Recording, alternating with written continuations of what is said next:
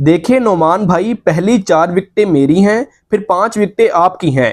पाकिस्तान और वेस्टइंडीज के पहले टेस्ट मैच का दूसरा दिन एक नाकाबिले यकीन खेल का गवाह बन गया, जहां साजिद खान और नोमान अली की तबाहकुन बॉलिंग ने वेस्टइंडीज के बल्लेबाजों की धज्जियां उड़ा दी। इस वीडियो में हम आपको दिखाएंगे कि किस तरह उन दोनों स्पिनर्स ने मैदान में तहलका मचाया।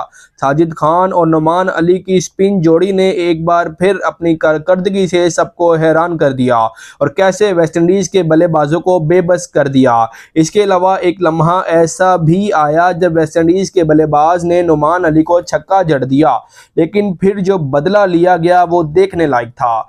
दोस्तों, वीडियो को आखिर तक लाजमी देखिए और अगर आप भी साजिद खान और नोमान अली की शानदार बॉलिंग से मुतासर हुए हैं तो कमेंट सेक्शन में उनके लिए एक जुमला जरूर लिखिएगा।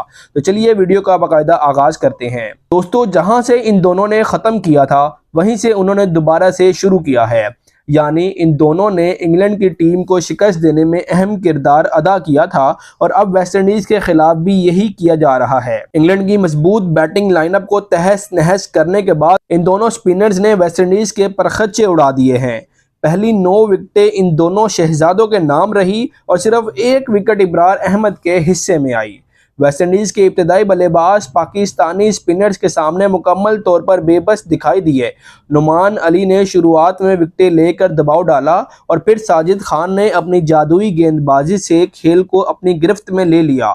नतीजतन वेस्टइंडीज की 8 विकेटें महज 66 रन पर गिर गईं और ऐसा लग रहा था कि वेस्टइंडीज की पूरी टीम 100 रन से नीचे आउट हो जाएगी और पाकिस्तान फॉलो ऑन कर देगा। लेकिन शान मसूद की कप्तानी का शुक्रिया कि वेस्टइंडीज की पूरी टीम 137 रन बना गई और इसका सारा क्रेडिट कप्तान शान मसूद को जाता है, क्योंकि वेस्टइंडीज की 8 विकेटें तो 66 पर आउट हो गई थी, लेकिन यहां से वेस्टइंडीज को 137 रन करवाने में सबसे ज्यादा किरदार हमारे कप्तान शान मसूद ने अदा किया। पाकिस्तान यहां से वेस्टइंडीज को फॉलो ऑन पर मजबूर कर सकता था। पाकिस्तान वेस्टइंडीज को 100 रन से पहले आउट कर सकता था और आज ही इस टेस्ट मैच को जीत भी सकता था, लेकिन हमारे कप्तान ने कहा कि नहीं भाई, मेहमान आए हैं, उन्हें थोड़ा खेलने का मौका दें। कहीं ऐसा ना हो कि हमें डीमेरिट पॉइंट ही ना मिल जाए कि इतनी खराब पिच बनाई है कि कोई यहाँ खेल ही नहीं पा रहा। हमेशा की तरह इस मैच में भी ऐसा ही हुआ, जहां सूरत हाल पूरी तरह पाकिस्तान के हाथ में थी और हमने स्कोर देना शुरू कर दिए, छक्के खाना शुरू कर दिए, चौके देना शुरू कर दिए, मौके मिलते रहे, सब कुछ होता रहा, लेकिन हमारी फील्ड प्लेसमेंट दूर थी। हम चौके और छक्के रोकने में नाकाम रहे। हमने 8 विकेटें 66 रन पर तो हासिल कर ली थी, लेकिन फिर भी हम वही करते रहे और 137 रन बनने दिए। नाजरीन, अगर आपको याद हो, साउथ अफ्रीका वाले मैच में भी कुछ ऐसा ही हुआ था। हमने अफ्रीका की पूरी टीम को आउट कर दिया था, लेकिन टेल एंडर्स हमसे आउट नहीं हुए, जिस वजह से हम जनूबी अफ्रीका के खिलाफ मैच हार गए थे। और यहाँ पर भी कुछ ऐसा ही हुआ। जब आपको पता चल गया है कि हमारे स्पिनर्स को मार पड़ रही है, छक्के पे छक्के खा रहे हैं, तो जो एक फास्ट बॉलर आप लेकर गए हैं उसे इस्तेमाल कर लें ताकि वो उन्हें परेशान कर सके। लेकिन हमारे कप्तान कहाँ मानने वाले थे, उन्होंने वैसे ही कप्तानी जारी रखी जैसे वो हमेशा करते आए हैं। जहां वेस्टइंडीज के बॉलर्स ने ये जान लिया था कि हमारे बल्लेबाज इनका मुकाबला नहीं कर पाए तो हम कैसे करेंगे, तो उन्होंने अंधाधुन बल्ले घुमाना शुरू कर दिए। नतीजा ये निकला कि उन्होंने अपनी टीम को फॉलो ऑन से बचा लिया और पाकिस्तान को एक बार फिर खेलना पड़ा। तो इसका सारा क्रेडिट हमारे कप्तान शान मसूद को जाता है। दोस्तों, ये मैच मुल्तान क्रिकेट स्टेडियम में खेला जा रहा है, जहां पहले दिन का सेशन धुंध की वजह से मुतासिर हुआ, लेकिन दूसरे और तीसरे सेशन का खेल मुकम्मल तौर पर बहाल हो गया। पाकिस्तानी टीम को दूसरे सेशन में बड़ा धचका लगा जब बाबर आजम, शान मसूद, कामरान गुलाम और मोहम्मद हुरैरा जल्द आउट हो गए। ताहम मोहम्मद रिजवान और साउद शकील की शानदार पार्टनरशिप ने पाकिस्तान को सहारा दिया और टीम का स्कोर 230 रन तक पहुंचा दिया। शान मसूद 29 गेंदों पर 11 रन, मोहम्मद हुरैरा 15 गेंदों पर 6 रन, बाबर आजम 20 गेंदों पर 8 रन और कामरान गुलाम 6 गेंदों पर 5 रन बनाकर पवेलियन लौट गए।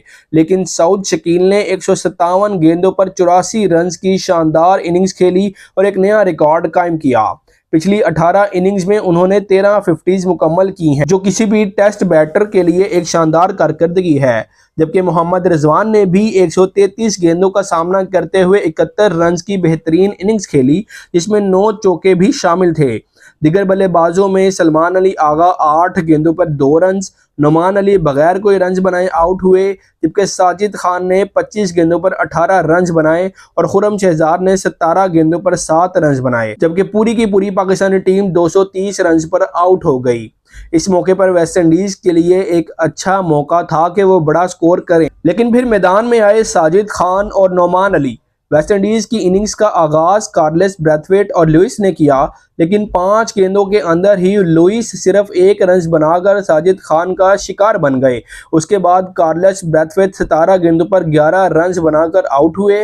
वेस्ट इंडीज के मिडिल ऑर्डर बल्लेबाज भी साजिद खान और नुमान अली की घूमती गेंदों के सामने बेबस दिखाई दिए। कार्टी 0 पर, होज 4 रन पर और होल्डर 6 रन पर आउट हो गए। सबसे जबरदस्त लम्हा वो था जब एक वेस्ट इंडीज बल्लेबाज ने नुमान अली को छक्का मारा, लेकिन अगली ही गेंद पर नुमान अली ने शानदार तरीके से उन्हें आउट करके बदला ले लिया।